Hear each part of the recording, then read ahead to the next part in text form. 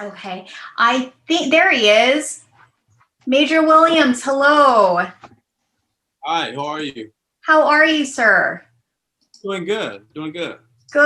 I'm so glad to see you, and thank you so much for agreeing to come and speak with our followers about you, about your campaign. You can see I have your slide up, and so I'm actually just going to turn it over to you, and maybe you can tell folks a little bit about you, your background, and how you came to the decision to run for governor. Sure. So once more, thank you so much for having me on, and thanks for your patience. I had a little technical difficulties here in the beginning, That's okay. but obviously, I haven't been in politics. I always let people know out the gate, I'm not a career politician.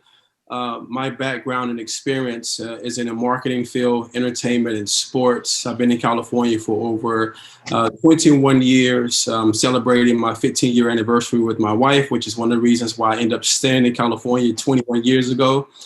I got into politics only 4.5 years ago, and it was working with a good friend of mine by the name of Cole Harris, who ran for Lieutenant Governor of California.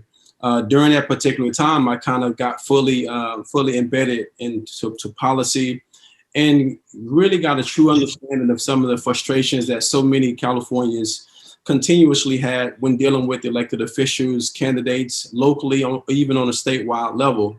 And having a background in entrepreneurship, small business development, and having certain successes in those industries, I was somewhat perplexed by the individuals that were in these particular offices in regards to them not being able to solve or add value to so-called complex issues and problems, whether it be locally or statewide.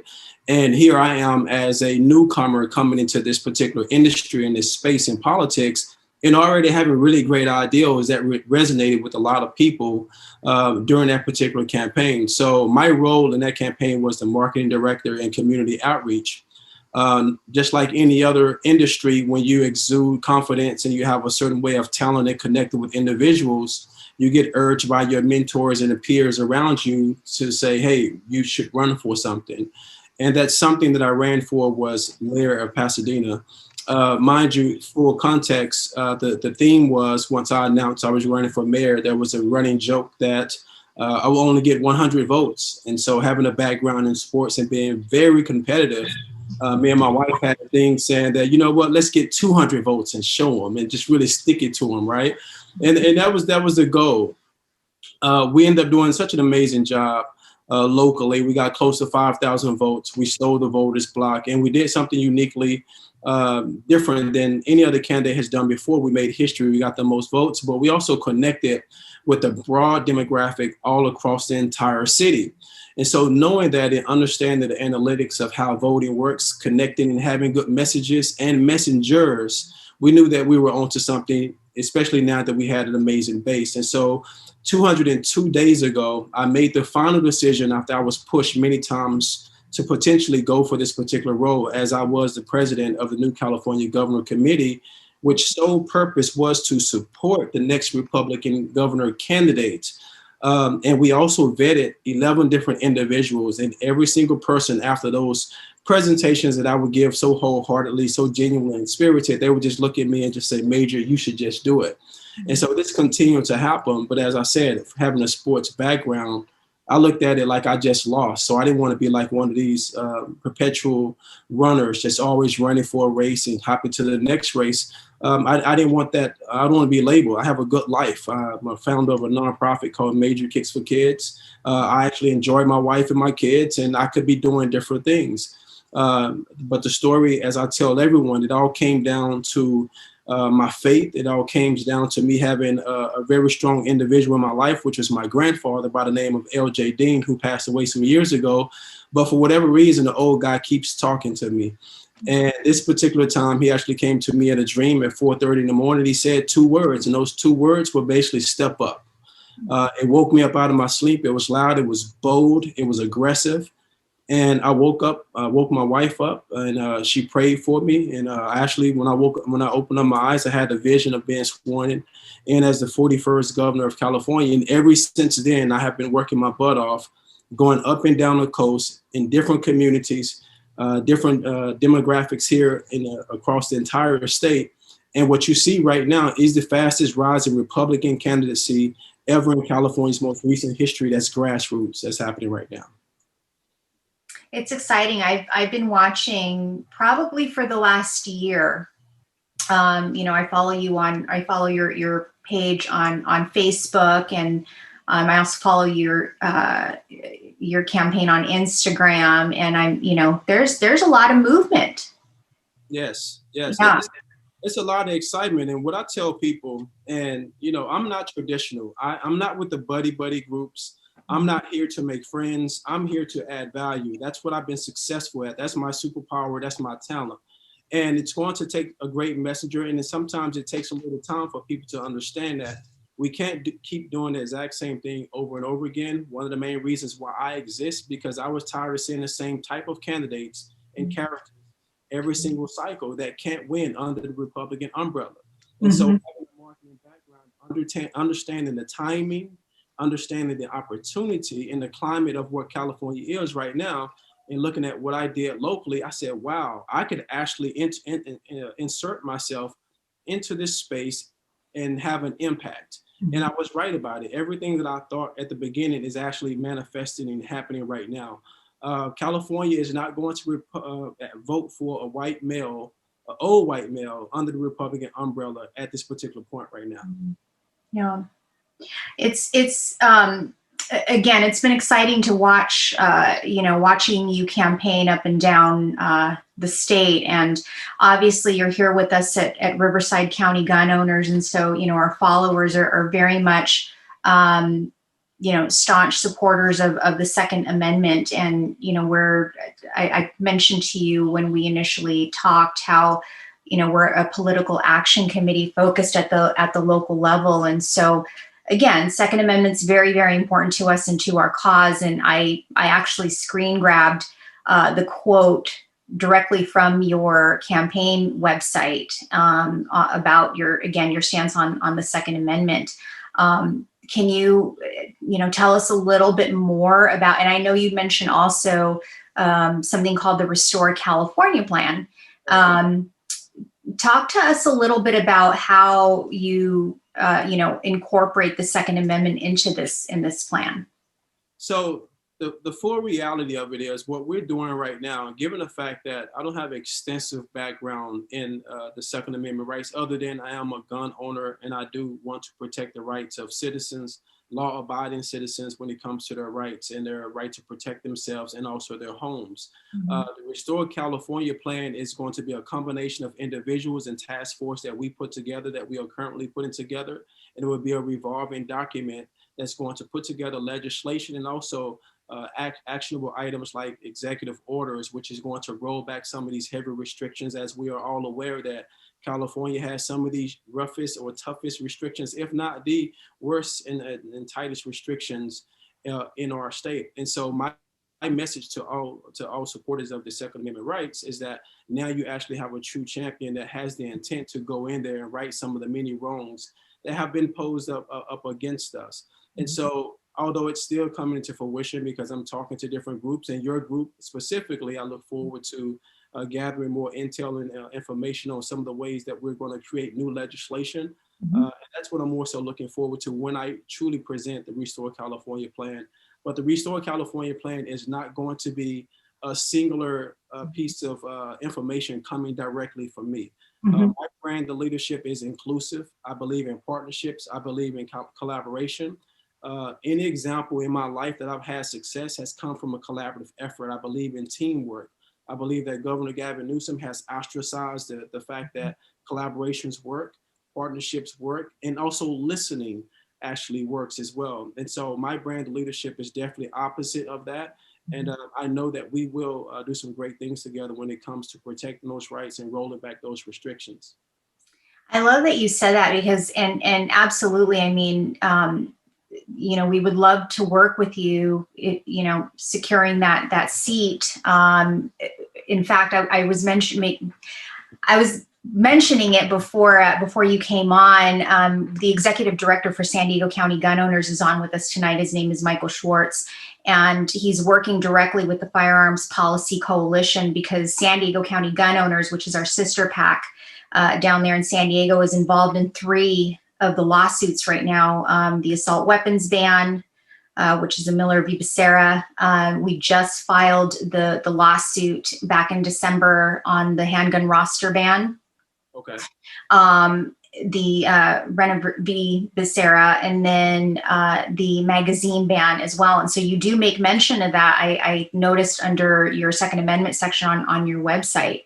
So, it's exciting, and we would love to obviously work with you on how to frame some of the. And I think that's very important. And to your point, that's why, I believe in, I don't have to reinvent the wheel, right? There's already people that's been putting in the work that have some great suggestions and ideas when it comes to legislation and policy as well, that I can actually to use that. I'm not afraid to take good ideas and partner with other individuals that can help expedite the process. And I think that's what's most important. And I just want to be very upfront and open with everyone that I speak to. I'm a straight shooter when it comes to that. I believe in collaborations. I believe in expediting the process, looking at successful models that already exist so we can actually push forward and start having victories here that's beneficial versus detrimental for all of us. Exactly. And again, just echoing your sentiment there, we really do have some of the most, the strictest gun laws in the nation. I mean, the rest of the country definitely looks to us when they're looking to enact equally restrictive gun laws. I mean, it's kind of like, what happens in California, people follow our lead. And sometimes that's not a good thing, right? Especially when it comes to, restricting our rights. So thank you for sharing that. Michael, I think you're on mute. Oh, there you go. There you go. All right, Major, thank you so much for stepping up and running. I really appreciate it. And I was very impressed with your Second Amendment statement. You went into specifics like Karen was talking about a little bit, which I really appreciate. There's so many milquetoast Second Amendment statements on websites, and you go right into specifics about the roster and the magazine bans, and I really appreciate it. That was fantastic. Fantastic job. What's the plan? How are you going to win in such a big state, such a diverse group of people, and you have this recall coming on? What are the nuts and bolts of the plan for you to get to victory? So, how you doing, Michael? It's ever evolving, to be honest with you, because at the beginning of it, my intent was to be running for 2022. So obviously the dynamics have changed. But the ideal of how I'm going to win would be no different than what we thought in the beginning. You have to be a dynamic a leader. You have to have a great message. And you also have to be able to communicate effectively with a broad range of individuals. So the thing that makes me uniquely different, that has allowed me to connect with more than just Republicans here early on, is that I used to be a Democrat, so I know how they think.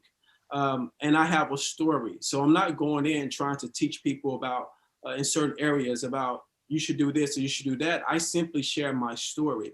And I share it in a compelling way that it's relatable to those individuals. The other aspect of it is that if you look at the schematics of what I represent, all the way down from just being an African-American, being a Republican, coming from the projects, used to do music, used to have braids or whatever.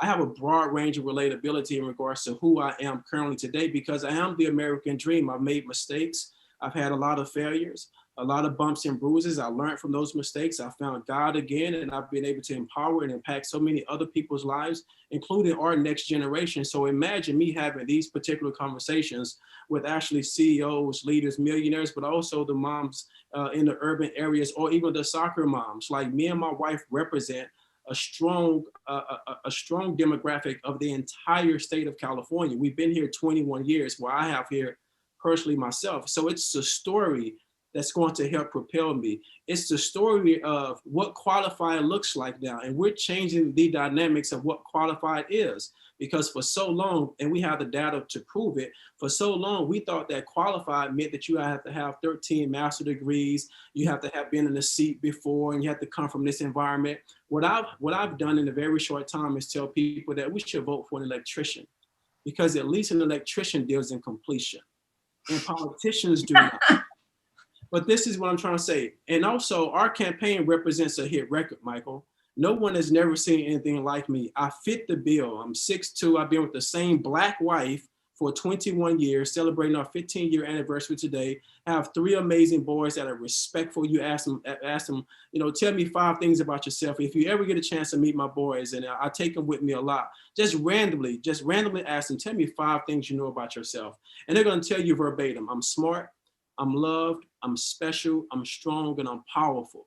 This is a story. This is power. This is relatability like you've never seen before for a candidate. I'm a marketing guy. I know I'm a great product, but it's still the job for me to make sure that you guys know that and the voters know that as well. So my thing is, put me in the lion's den. I can exist in any space, whether it's with the kids and the projects, whether it's the soccer moms or the CEOs and billionaires, because I know how to add value every single place that I go. And that's how we'll do. That's awesome. That's an awesome answer. And I didn't know you were 6'2". I might vote for you just so I can finally look up to a governor, because I haven't looked up to one in a long time. Seriously though, so your statement, if you look at some of the other candidates, Kevin Faulconer, John Cox, nowhere near as detailed, and certainly aren't sticking their foot out in front when it comes to the Second Amendment. They're kind of avoiding it. They always have. They're certainly not knowledgeable on it. Where, like I said, you're very, very specific. Being a marketing guy, was that a strategic thing? You know, when you thought, hey, we really want to have a strong Second Amendment statement here in a state that is, hysterically anti-Second Amendment. Was that a strategic idea, or tell us about the thought process that made you say, hey, you know what, we're going strong with the Second Amendment? Well, honestly, not being in politics, but of course I was advised to list what I genuinely love, which I hunt. I like to hunt. I love my guns. I believe other models. I believe that a gun-toting state is a safer state. Why? Because there are existing models that we can pull from. And so, of course, I wanted to appeal to that demographic and to that audience. But as far as who I am individually, I want to keep my guns.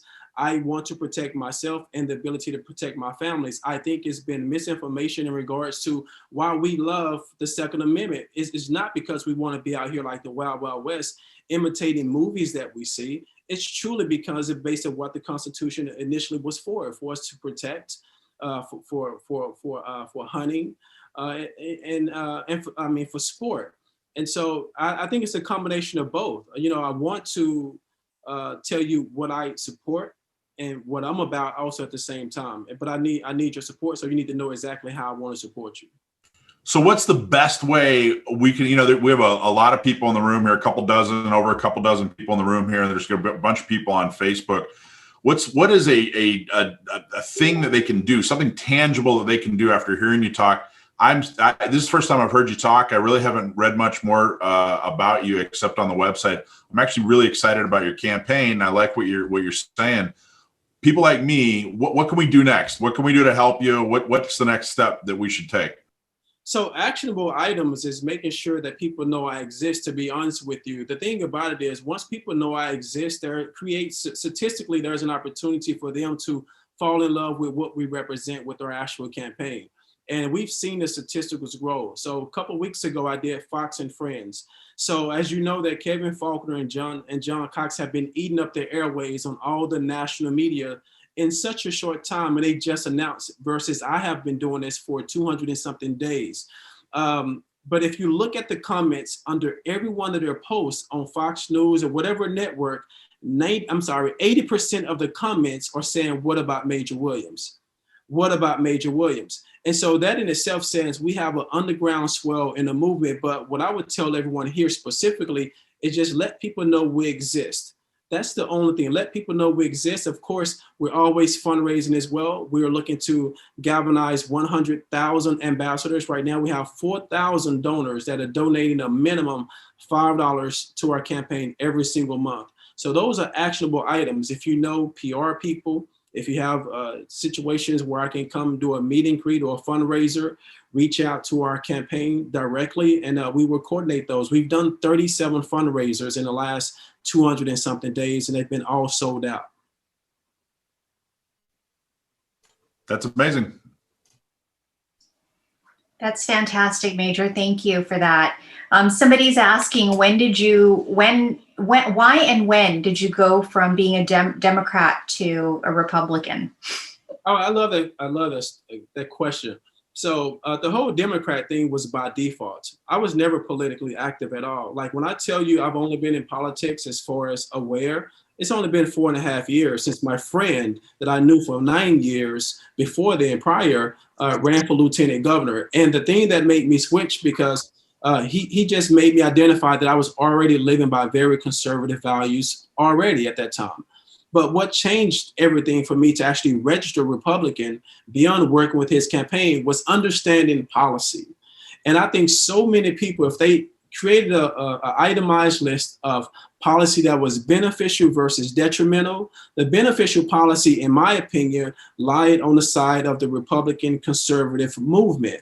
I am a person who witnessed his mother being on welfare for over 20 years. That means that I watched my mother have a ceiling. I see my mother keep men out of the house because that was one of the deterrents. That was one of the prerequisites of her receiving that check. And because of that, it gave me a mindset that it was everyone's fault on this call right now. It was your fault that I wasn't successful. Imagine that mindset. Imagine thinking that it's everyone else's fault, not taking full accountability and responsibility for your actions and your outcome in your life. And so 12 and a half years ago, I actually hit that ceiling. I hit that wall. And that's when I rededicated myself to Christ. That's when I started taking full accountability. I locked myself in the library for 2.5 years in Pasadena, 7 days a week. And my wife held us down. We lived in a back house of somebody else's house in Pasadena, only 400 square feet with our firstborn son. I was embarrassed as all get out because I was doing very well before then, but I hit a wall. And I asked God for direction. He sat me still. He stripped me of everything. I was humbled. And I went and rebuilt myself, re-educated myself. And I submerged after 2 years and created an amazing company called Major Media Inc. and acquired 20 companies, 20 accounts in 2 months, making $20,000 a month. And I never looked back. I like it. I like it. You know, it just came to me. I think the reason why you're so passionate probably about, keep making sure that you keep your guns, for hunting and all that is because you're originally from Texas, right? I am. So that makes sense. Where Texas is definitely a lot more friendly to their gun owners than California is. We're very much a state where they don't want us to have our guns. Well, the reality of it is that a gun state is a safer state, and it's also a deterrent. And crime does go down when people are more likely to know that this person may be armed to protect themselves. It's a real statistic. We're very fortunate to live in a county here out in Riverside where we have a Second Amendment friendly Sheriff Chad Bianco. You may have heard of him. He too has been on Fox News for his stance on last year's riots and all of that. So, and also the lockdown stuff, COVID. So, we're very fortunate. He recognizes it. There's a lot of counties throughout California. LA is a good one, for example, where they're not friendly. The sheriff isn't friendly, and I do believe that's more of a local issue. But what are your thoughts? Because they don't issue CCWs out there, really, unless you're a judge or an actor or in Hollywood somehow. Right. Well, I will say, I believe there's not going to be a magic wand when it comes to that, but it will take someone with the intent. The difference now is that we don't have anyone even with the intent that's actually able to go or willing to go and have those conversations to try to even sway that conversation at all. And that's the difference that I would bring. I will be an actual champion, willing to go in to have those conversations to try to see if we can use some kind of opportunities and leverage and give and take, just like in any business negotiations, whatever case may be, when it comes to funding or whatever, to try to make sure to try to see if I can sway to push us over that hump when it comes to those restrictions to be alleviated. Yeah. I'm wondering, because there's some good questions coming through, and I want to be cognizant of your time. By the way, if you have to get going, please let me know. We don't want to keep you on here all night, but I think we'll go with this last question around this again, keeping in theme with the Second Amendment. I think it was, what was it?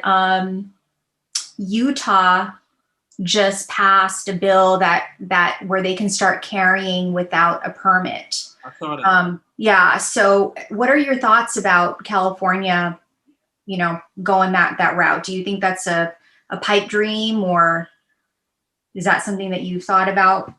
Well, it's the old term my grandfather used to say. Sometimes in certain scenarios, you have to rely on reality and also baby steps. Yeah. Me coming in as a Republican governor, I have to, on some issues, I have to take what I can get. And I think right now, the restrictions that I stand for, ending the gun roster and things of that nature, are more so feasible than us actually trying to mirror what Utah is doing. Sure. That's a fair statement. I would say, we're a long way from that. I think if we can kind of have some small wins along the way, work towards some of these bigger goals. I think part of it too is a global. I would appreciate it if that was the case, but as I said, I'm a straight shooter. I deal in reality. I understand that it's going to.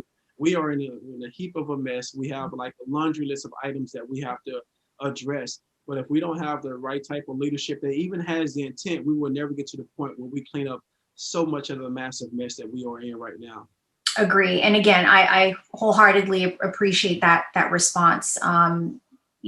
Part of it too, I think, is also it's a culture thing, that the California culture just for so long has not been, a gun-friendly state. So yeah, I know that we've been seeing a lot of questions coming through, folks. I would love to be able to get through all of them. Unfortunately, I do want to be mindful of Major Williams' time. He has generously donated his time to us this evening. And so what I'm going to do is just reference his website. He's got a lot of great FAQs on his website. It's https //majorforgovernor.com. And if you want to find out how you can support his campaign, check out his website. Major, you're welcome to come back anytime at all. Reach out to us. I know that you and Pastor Brian, Council Member Brian Hawkins, have become close, and incidentally, he is part of our advisory board. So we're definitely looking forward to keeping an eye on you and your campaign and seeing how we could potentially help. Fantastic. I appreciate it so much. Absolutely. Thank you. And by the way, you're welcome to stick around if you've got to get going. I get it. You go celebrate your anniversary with your beautiful wife and your lovely children. And thanks again. Absolutely. No, I definitely come on, and I want to answer more questions. I know there may be some questions that we didn't get a chance to tackle today, but I enjoy the Q&A section because I want to tell you when I know something and give you full context, but I also want to be able to express when I don't know something. That means there's an opportunity for us to bridge the gap in communication and join the task force of what we're trying to do, okay? Absolutely. Thank you again. We appreciate it. One last question, real quick. Sorry, one last question because it came up in the chat, and it's actually a really good question. What would you do to change the mindset of the state legislature when it comes to the Second Amendment? I mean, if we get you elected and you're there, the legislature is still enormously anti-gun. What steps would you take, or what things would you say, or how would you change their mindset as governor? Well, you know what? It's kind of like one of those natural feelings. Sometimes things aren't black and white when it comes to negotiation, business, and also leveraging. In my business, especially in business and in marketing, sometimes I just have to feel out the room in those individual characters. But one of the things that I always do, I need to know exactly who these individuals are. I need to know where their sweet spots are. I need to know what other bills that they're working on so I can support and sponsor their particular bills. So in negotiation, in the art of politics, what I've learned over the last 4.5 years is about the way that you articulate, how you build relationships. I was just in a room today with someone that didn't like me, and we know we didn't like each other, but it was about for the common good. and moving forward, right? So I don't have any fear of getting into those rooms, and I don't feel like, for me personally, it's going to be an obstacle, but I won't bet 100%. That's the reality of it, right? But I do feel like with my skill set, my relatability, and my willingness to understand what their needs are, it hopefully statistically is going to get me in a space to where I have a better completion rate than any other Republican candidate if they were in that position. You know, I'm just curious. This is actually, honestly, to be totally frank, kind of an uncomfortable question for me to ask. Yeah. But how, you talked about how you're Black, you were a Democrat, you're now a Republican. The reality is 80-something% of African Americans are Democrats. When you talk to other, Black friends, family, how do you explain to them that it's better to be a Republican than a Democrat if you're African American? Well, I don't. It's just neutral. I talk to people about empowering themselves. It's not about a side, which is why my campaign represents Californians. And people get that about me. Either they feel it from what they see, they get it from their interaction, they get it from what they actually hear from other people as well. So I don't know what it is. I have a unique ability where I haven't even been pushed back. Even my entire family to this day is still all Democrats, but they love me. They would never, I don't have the same stories that other people have. Like my friends block me or don't call me anymore, because I've been who I am for the longest, which is a straight shooter. I add value. Even with my nonprofit, how can you knock a person who gives so much back to the community and believes that all lives matter? There was that one instance where people were saying I was a Black Lives Matter supporter, which is far from the truth, because I don't agree with their mission statement, and I don't agree with what they represent and the chaos that they caused during the whole George Floyd chaos. But I do love the Black community. I'm from the Black community, but I believe all lives matter. And so everything I do is from that pretense and from that foundation. And so my message is just different. Sometimes it's just hard to explain in a Black and white terms, because oftentimes people ask those questions because they're projecting what their inability or lack of talent is in those areas. And me, I can't relate, because I'm talented in that area. I'm special in those particular areas, because I simply have a conversation for all demographics. That's an awesome answer. Thank you. Thanks, Michael. Thanks again for that, Major.